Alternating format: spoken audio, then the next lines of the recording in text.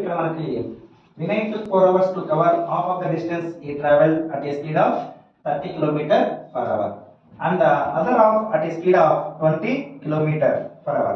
What is the total distance traveled by Vinay? So ఇక్కడ ఇచ్చినటువంటిది మనకి వినయ్ అనే అతను ప్రయాణించినటువంటి దూరంలో సగ భాగము 30 km per hour వేగంతో రిమైనింగ్ హాఫ్ వచ్చేసి 20 km per hour తో ప్రయాణించడానికి మొత్తం 4 గంటల సమయం తీసుకున్నాడు. అప్పుడు ఆ వినయ్ ప్రయాణించినటువంటి మొత్తం దూరం ఫైండ్ అవుట్ చేయాలి. సో అది x అనుకుందాం. x కిలోమీటర్లు ప్రయాణిస్తున్నాడు.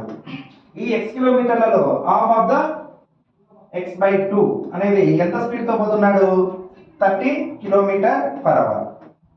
మనకి x/2 అనేది దూరాన్ని సూచిస్తుంది, ఇది వేగం సూచిస్తుంది.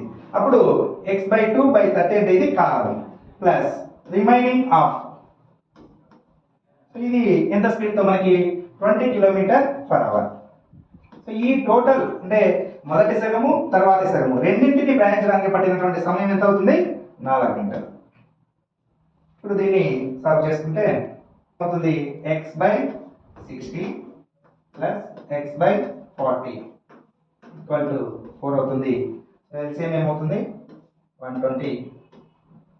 2x plus 3x is equal to 4.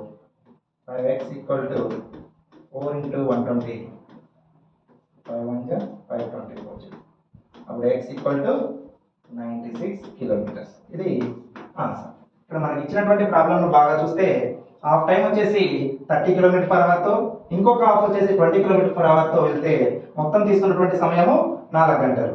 కాబట్టి మనకి దూరము బై వేగము చేస్తే కాలం అవుతుంది. మొదటి సగానికి పట్టిన కాలము రెండవ సగానికి పట్టినటువంటి కాలము మొత్తం 4 గంటలు.